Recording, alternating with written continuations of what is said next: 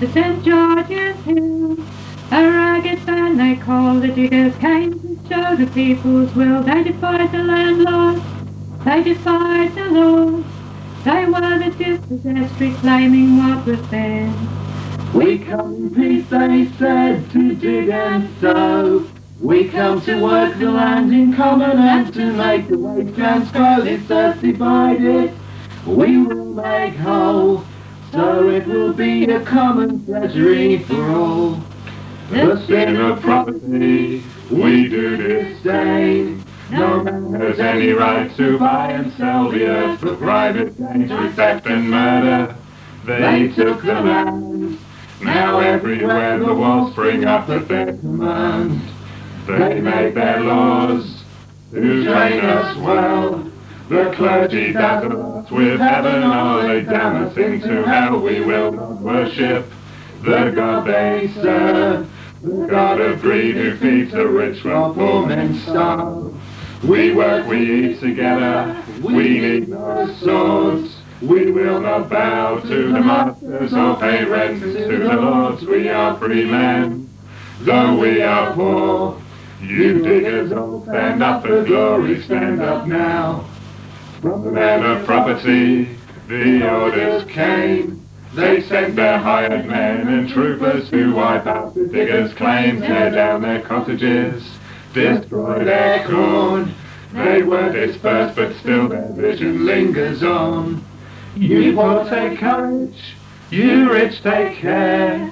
This earth was made a common treasury for everyone to share. All things in common, all people one. They came in peace, the orders came to cut them down. The term "keeping it fluffy," used by the No M11 Link Road campaigners, has become an unofficial slogan to define their philosophy and strategy of non-violent direct action.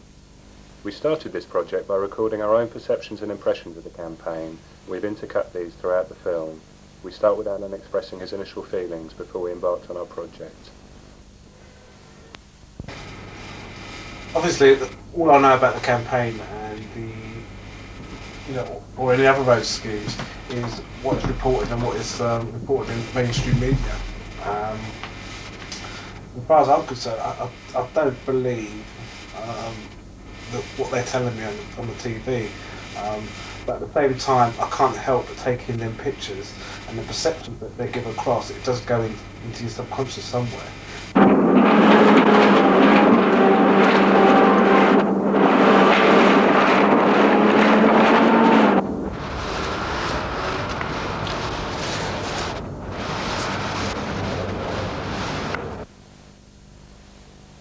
After seeing at first hand the impact of houses being destroyed in the Leytonstone area, we decided to go see for ourselves the current site of the campaign at Claremont Road. We went to see Roger Geffen, who explained the relevance of Claremont Road in the context of the campaign.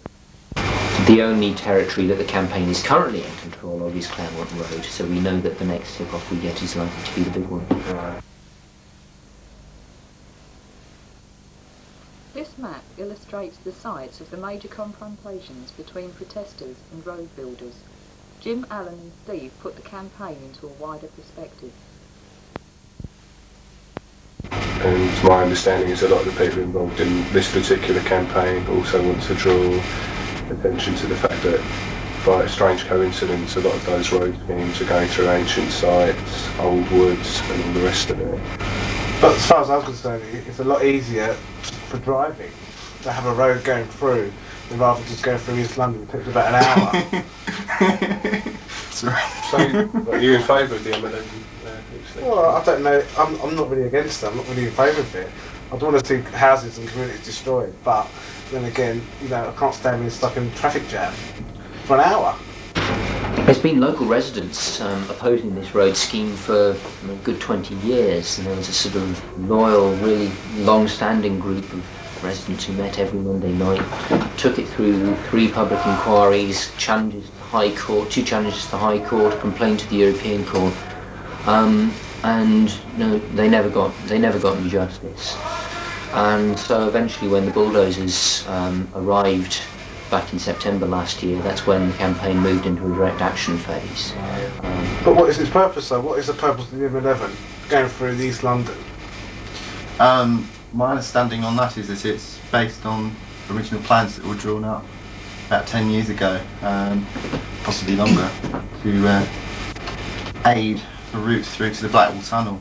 I understand to speed freight up, getting to the A102, which goes to South London.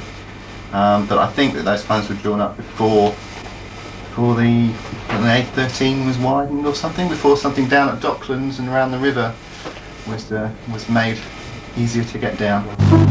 The old ways are going, you cannot deny. The days of the traveller over.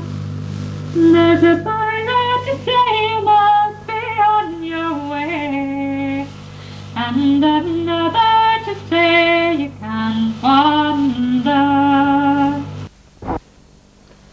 There has been intense media interest in the campaign, both from the TV and the newspapers. The campaigners themselves produced their own publication, Roadbreaker, keeping people up to date with what's going on. According to W.S. Atkins, an engineering company contracted by the DOT, the Department of Transport first published a scheme to improve the A12 in 1976. This original plan was to run through Cambridge Park from Wanstead High Street to the Green Man.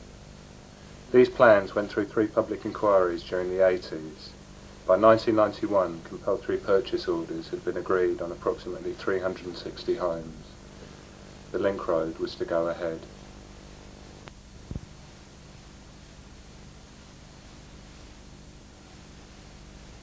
Each phase of the campaign has been accompanied by wide publicity, with actions and demos being well advertised. The publicity efforts of the protesters themselves have been supplemented by the contributions from the wider artistic community.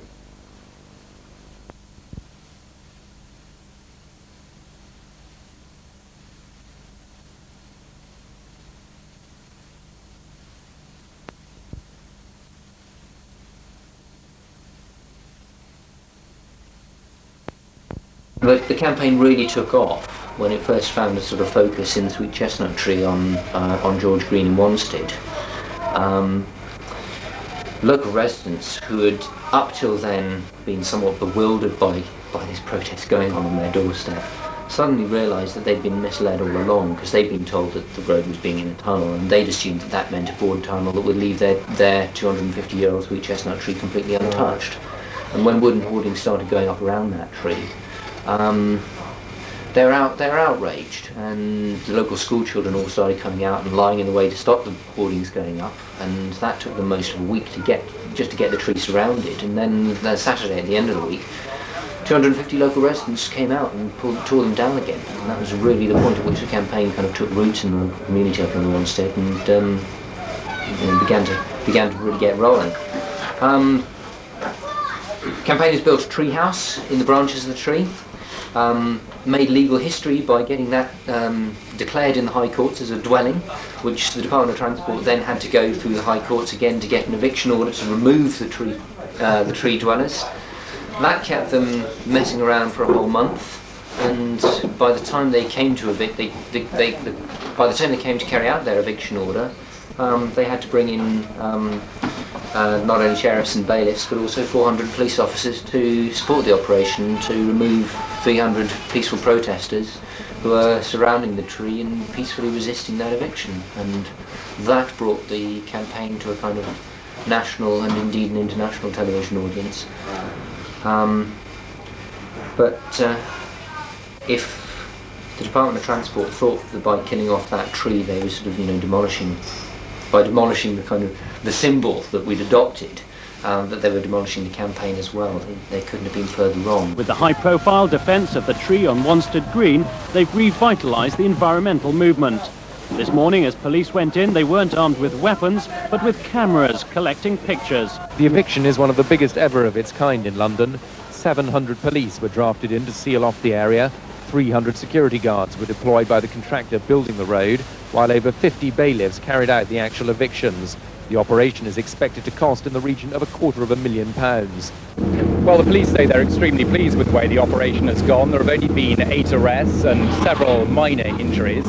Joining me now is Chief Superintendent Stuart Giblin, who's been responsible for it. a bit of a sledgehammer to crack a nut, wouldn't you say? 700 officers on duty? I disagree with that. I was responsible for the policing vote on the 7th of December when the cherry tree was knocked down. That took a long period of time. Based on the information available to me then, I gained more substantial officers today. I'm very pleased the way the operation's gone. I did in fact anticipate being here much longer. I wouldn't have the commitment to chain myself to a crane or to stand on a house that had a ball swinging at it to demolish it.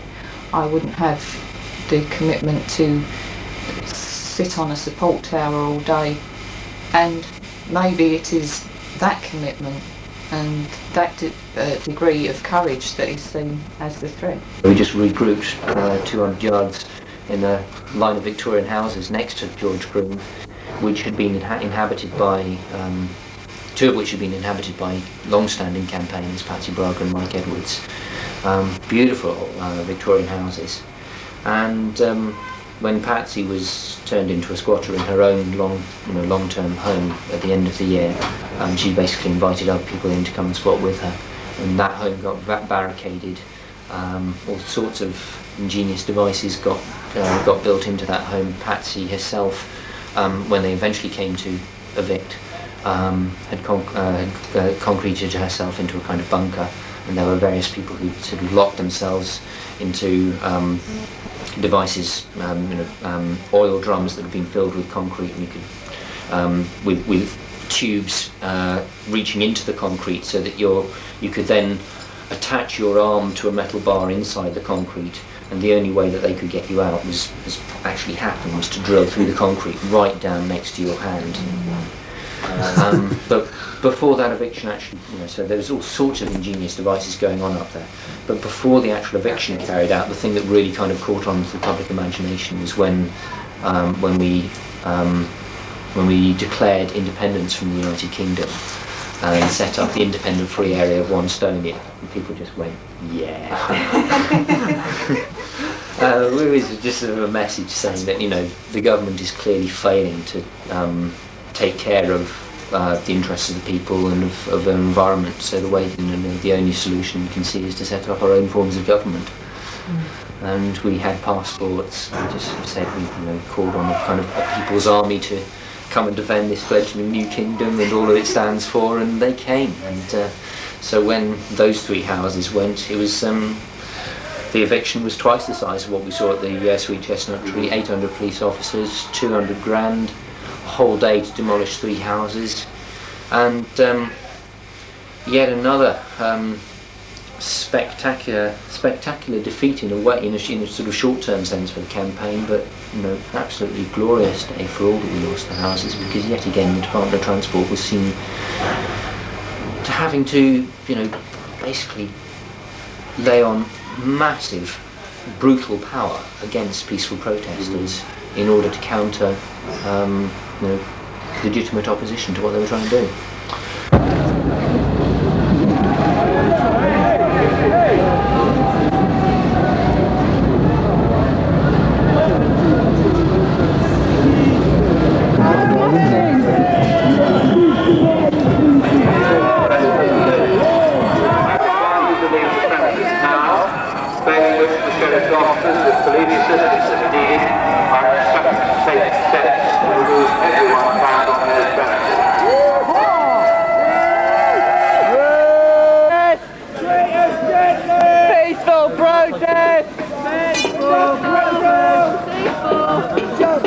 We think you're all really nice people!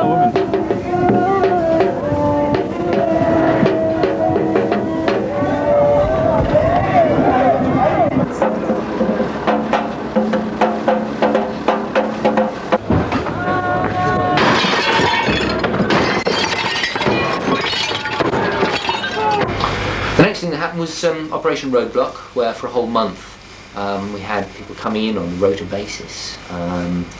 Day after day, people came down, they booked and take a day off work, book yourself in, come down, take part in an action on the work sites, climb a crane, be there with a banner, do whatever you feel like, just express yourself by being there.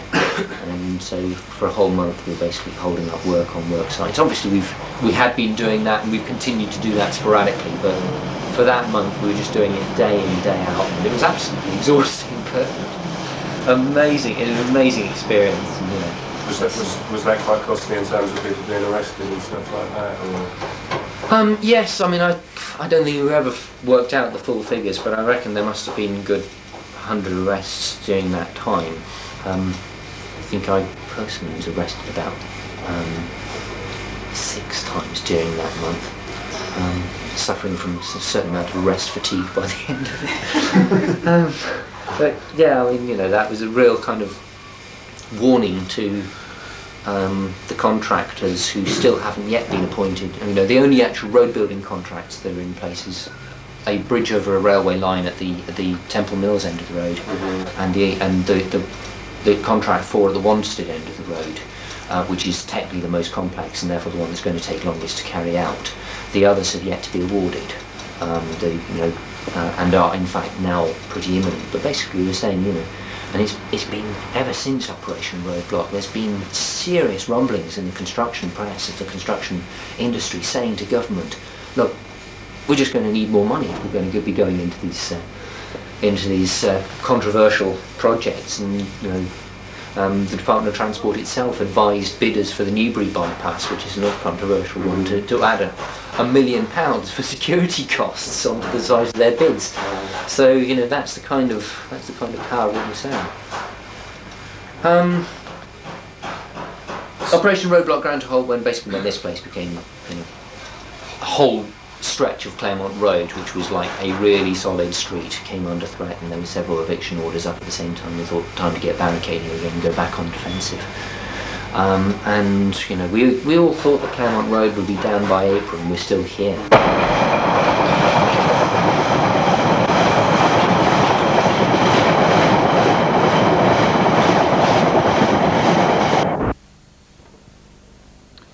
This is Claremont Road from the other side of the tube line. With transport links like this, does Leytonstone really need another road? When we visited Claremont Road to shoot this footage, it was not quite the hive of activity many of us had witnessed during the summer months. Had we been filming this between June and September, we would have captured the many artistic performances and parties which made it such a stimulating experience. However, the free state of Claremont is an ever-changing organism, and while the artistic aspect is still very apparent, there's a greater emphasis on barricading and resistance. On this particular afternoon, we watched residents building an impressive scaffolding tower. Will it be from this that their final defence of Claremont Road is conducted?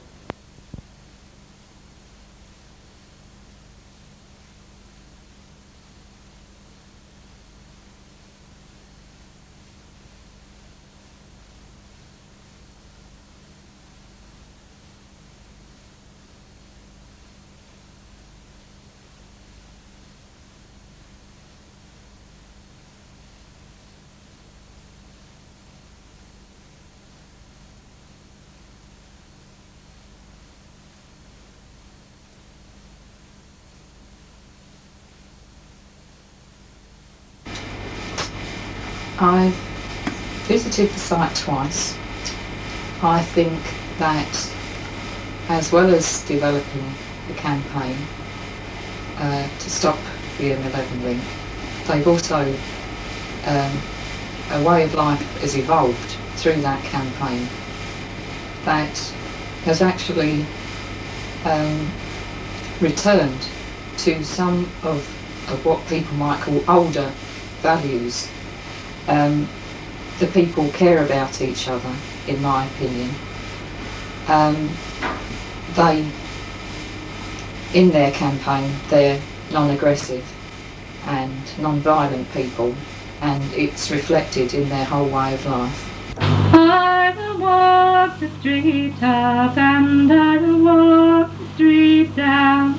I will see the landlady dressed in high silk gown, with my elbows all out and my breeches without knees. You are the biggest vagabond that e'er I did see. The M11 campaigners don't just display their art, they live it. Their strange combinations of scrap, recycled household goods and graffiti fill every available space in the street and are usually intended to support a particular area of their environmental beliefs. In some ways, the whole of Claremont is like a giant recycling plant where other people's trash is reborn as art. The resident who lives in one house has built his own gallows and has vowed to hang himself before being evicted. Everywhere you go, nature and art and barricades merge into one.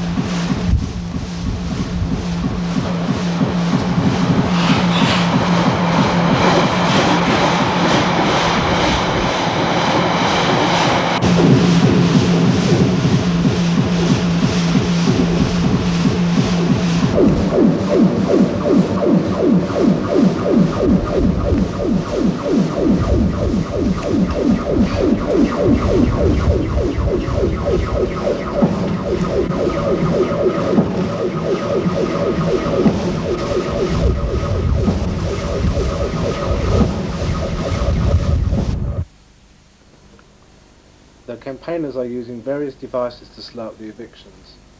These include building of bunkers where protesters will seal themselves in.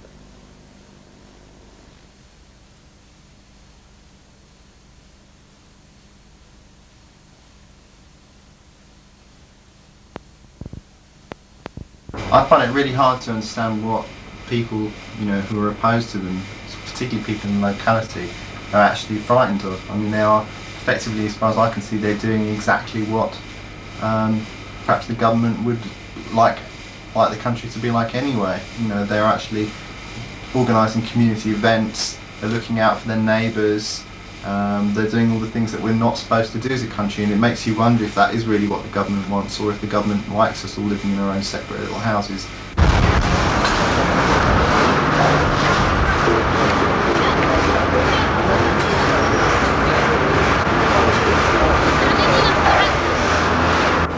My personal feeling on this is that there aren't enough jobs for everybody to go round.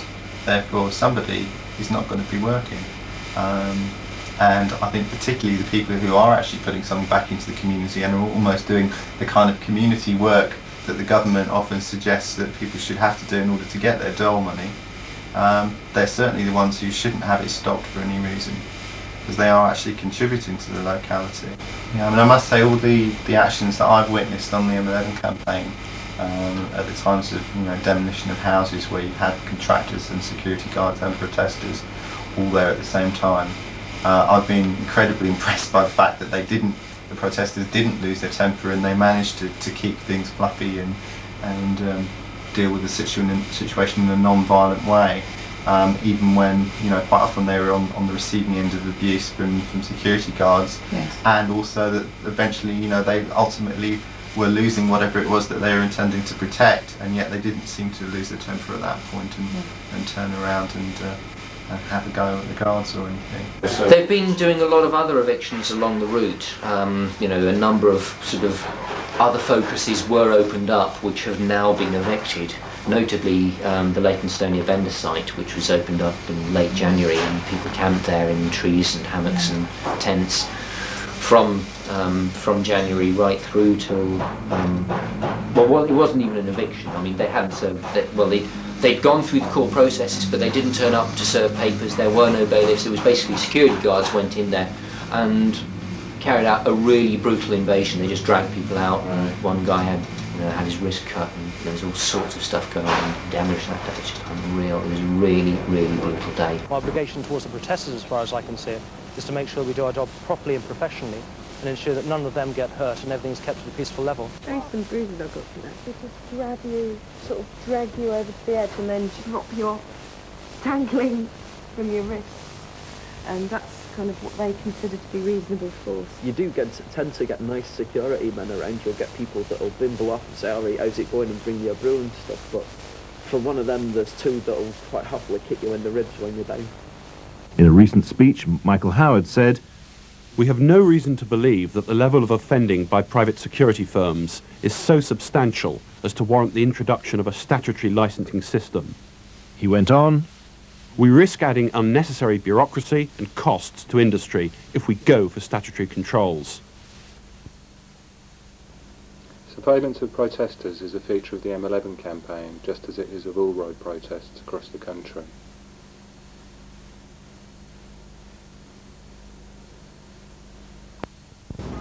It's a horrible thing to know that people are prying into your life, people that you don't know, complete strangers, and prying into your life, not because you've done something wrong, but because, as I strongly feel, I've done something right. So much has already changed. I mean, you know, the kind of ripples started up by the direct action movement against road schemes has started to filter through. It's a lot of backbench Tory MPs who sort of, you know, for whatever reason, some out of conviction, some out of sheer political expediency, because they can see that, you know, that thin margins are at stake on their own seats. But you know, there's quite a vociferous backbench lobby against the roads programme amongst the Tory MPs. There was, you know, you start getting lords and ladies. Lord Bullock was, you know, prepared to lie in front of bulldozers if they'd gone ahead with a bypass outside Oxford. That's now been dropped. The Department of Environment has been an incredibly effective lobby against the Department of Transport in the next door tower block. And one of the things we're seeing is that this particular road is now completely contrary to policies that the Department of Environment has now put in place. Their specific concern is carbon dioxide, and they're saying there's two main strands to the policy line that the Department of Environment have taken. One is that you've got to give people choices of alternative modes of transport and encourage people to take those alternatives. And of course the Link Road represents a £230 million investment in the wrong mode of transport. But the other thing, and this is less well understood, is that you've also got to do something about reducing the need to travel. Rather than just changing the way people travel, you've actually got to start regenerating our urban areas so that people can live closer to their shops, their schools, workplaces, library facilities and other community facilities. Because over the past 50 years we've been spreading ourselves further and further out into the countryside, and the more you disperse the population, the less easy it is firstly to serve those populations by public transport. Here we are right next to the central line, so this is a prime case for the sort of place where you can serve people's needs by public transport. And the other thing is, if you're making shorter journeys, it's actually easier to encourage people to make those journeys by walking and cycling, which are the ultimate environmentally friendly modes of transport. So, you know, here we are destroying 350 homes in an area that, by the Department of Environment's own reckoning, is exactly the sort of place that ought to be regenerated, just so that people can move further out into the countryside and drive through what used to be a perfectly good residential area. It doesn't make sense. You know, do you think that people can organise without a leader, without leadership, without a formal structure? From what I've witnessed there, I would say yes. And from a personal perspective, it's always been an ideal of mine that people could organise without a power figure. And I think that is also one of the things that comes across about the people there, that they are not megalomaniacs. That, you know, it is a matter of mutual resource and mutual happiness and sustainability. Well, my impressions from having visited it a few times is that it's quite a unique situation in terms of the community actually working together within a street, sharing things, doing things for each other, people being out talking to each other, and it seems to be something that to some degree we've lost as a culture. and it's something that the Tories are always going on about, but in fact it's something that effectively they're also trying to destroy in this situation. That's my opinion. Given that we had achieved such a wide range of public understanding and sympathy and support, and yet the government was still trying to sort of squash what we were saying, it's raised questions about how about so-called democracy in this country. Given that there is no party that was supporting what we were saying, none of the national parties are, none of the three main parties are taking a clear anti-road building stance. If you want to raise an objection to road building, how can you do it? By voting once every 5 years? And, people more and more are gravitating towards away from politics. We've seen a lot of news lately about the declining membership of the major political parties, and people moving more and more to these sort of single issue campaigns that are just simply not being adequately addressed by the political process, because people are feeling that one vote on the complete range of all possible issues once every 5 years just is no way to get your views across, and there have got to be legitimate channels for protest in order to raise that myriad of issues that the political process is incapable of addressing. So it's a matter of control over our lives, really. Yeah, what you're saying. Question of just how do we express ourselves. I mean, it's interesting that you talk about this as a single issue, and yet at the same time you're also saying that people are coming into it from so many different angles. Exactly. Well, it is ostensibly it's a single issue campaign. It's about stopping the M11 Link Road, but the kind of messages that start going out from that, as I say, about wider environmental issues, about wider community issues, and then this right to have a say and the right to have a protest in the wake of the criminal justice bill. All of these messages just come out from this sort of single central cell. I think also that there is more at stake, because it isn't just resisting a road. I think it is resisting a whole system now. I think that the evolution of this new way of life is actually a good one, and more and more people are joining the campaign. More and more people have sympathy for the campaign from every walk of life, which means that the more it goes on, the greater the power of the people, and I think that there's more at stake in that is a threat to the current system. We all know that the M11 will go through whatever happens. Right? So do you think there's more at stake rather than stopping the M11 campaign? I think, you could say it's debatable whether it would go through automatically, because so much money's been poured into it in terms of security and policing and all those issues. It is always possible that the contractor could go bankrupt before finishing the job, and that they find it really hard to find someone else to take it on. But I think even if, in the event that it was built and it is completed, which does admittedly seem quite likely now, I think the longer the resistance manages to hold out against it, the harder it will be in the future for the government to put roads through in areas like that without proper consultation. Do you see any futility in it at all? People say, well, the road will go ahead, so they're doing a grand job, but it's going to go ahead. What do you feel of that? Well, I think that it's now gotten to the point where if you define the winning line purely as are we going to stop the road, then the chances are no, we're not. I still believe that it would be in the government's best interest even now for them to back down. It would save them so much cost, both financially and politically. Not to mention all the damage that's going to be done when the cars start rolling along this road. Even now, after a hell of a lot of what was due to be destroyed has now been destroyed, I still think that we are going to continue to put the arguments to government as to why it makes sense for them to stop. And let's face it, that isn't the only winning line. No. We weren't able to get anyone from the Department of Transport or W.S. Atkins to talk to us. However, a small strange furry creature agreed to put the government viewpoint. Unfortunately, his comments weren't coherent enough to use. Like many government spokesmen, he appeared to have someone else's hand up his seat. And what did we get out of the making of this video?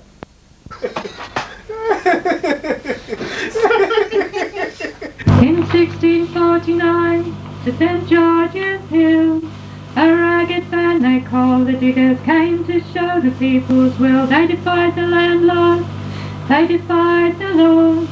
They were the dispossessed, reclaiming what was theirs. We come in peace, they said, to dig and sow. We come to work the land in common and to make the wastelands grow. This earth divided we will make whole, so it will be a common treasury for all. The sin of property we do disdain. No man has any right to buy and sell the earth for private gain through theft and murder. They took the land. Now everywhere the walls spring up at their command. They made their laws to train us well. The clergy dazzle us with heaven, or they damn us into hell. We will not worship the God they serve, the God of greed who feeds the rich while poor men starve.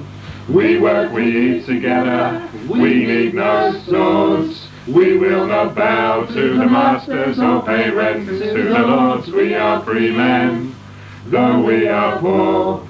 You diggers all stand up for glory, stand up now. From the men of property, the orders came.